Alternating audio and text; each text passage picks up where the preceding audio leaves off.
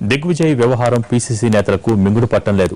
రాష్ట్ర పార్టీ ఇన్ఛార్జిగా ఇష్టం లేని కాపురం చేస్తున్నట్టు వ్యవహరిస్తున్నారని నేతలు ధ్వజమెత్తున్నారు. హైదరాబాద్ రావడం బాగా తగ్గించిన డిగ్గీ రాష్ట్ర నేతలను ఢిల్లీకి పిలిపించుకుంటున్న వైనంపై అగ్రనేతలు పెదవి విరుస్తున్నారు.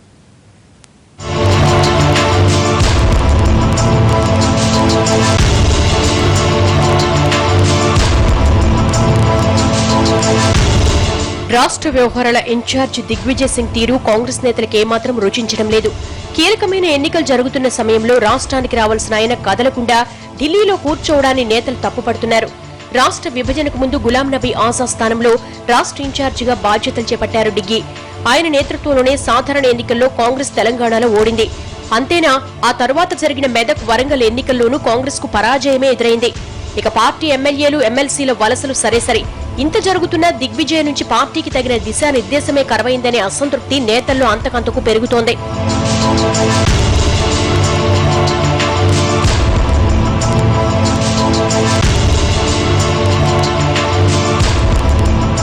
వరుస ఓటముల దెబ్బకు తెలుగు రాష్ట్రాల రాజకీయాలపై ఆసక్తి తగ్గిందో ఏమో కానీ హైదరాబాద్ రావడమే తగ్గించేశారు డిగ్గీ.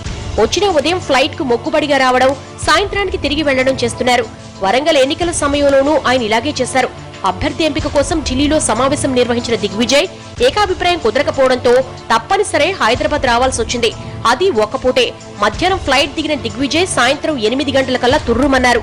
ఆ ఎన్నికల్లో 2 రోజుల పాటు ప్రచారం చేసిన దిగ్విజయ్ అనాసక్తిగానే కనిపించారని అప్పట్లో నేతలు చెవులు కొరికేసుకున్నారు.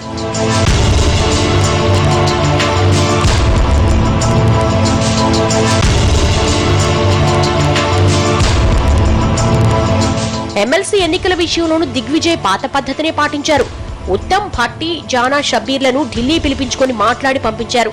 ఢిల్లీ వెళ్లిన ఆ నలుగురు ఏం చెప్పారో, ఆయన ఏం విన్నారో కానీ 12 సీట్లకు ఎన్నికలు జరుగుతుంటే 8 సీట్లకు మాత్రమే పోటీ చేస్తామని ప్రకటించారు. అది కాస్త 6 సీట్లకే పరిమితం కావాల్సి వచ్చింది. అభ్యర్థుల ఎంపిక విషయంలోనూ దిగ్విజయ్ పెద్దగా ఆసక్తి చూపలేదని సమాచారం. దీంతో పీసీసీ కూడా అభ్యర్థుల ఎంపిక బాధ్యతను డీసీసీలకు అప్పగించి చేతులు కాల్చుకుంది. మెదక్, నిజామాబాద్ జిల్లాల్లో ఎంపిక చేసిన అభ్యర్థులు నామినేషన్లు వేసినట్టే వేసి ఉపసంహరించుకుని పార్టీ పరువు తీసేశారు.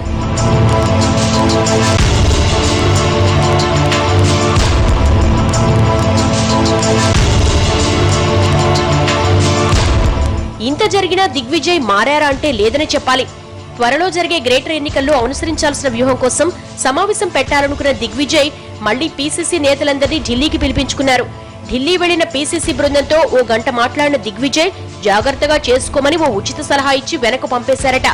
గ్రేటర్ ఎన్నికలు కాంగ్రెస్ కు కీలకం. గ్రేటర్ ఫలితం తెలంగాణ రాజకీయాల్లో ప్రభావం చూపుతుంది అనడంలో సందేహమే లేదు. ఇప్పటికే రంగారెడ్డి జిల్లా నేతలతో దానం నాగేందర్ విభేదాలు తీవ్ర రూపం దాల్చాయి. దానం పార్టీ విడిచి వెళ్లాలనే ఆలోచన చేసేదాకా వ్యవహారం వెళ్లింది. ఇలాంటి సమయంలో 2 రోజులు హైదరాబాద్ లో కూర్చొని పరిస్థితి చక్కదిద్ది వెళ్లాల్సిన దిగ్విజయ్ ఢిల్లీలో సమావేశాలతో సరిపెట్టడాన్ని ఎలా అర్థం చేసుకోవాలో నేతలకు అంతుపట్టడం లేదు. పైకి అనకపోయినా ఢిల్లీ వెళ్తున్న నేతల్లోనూ ఇదే ఫీలింగ్ ఉందట.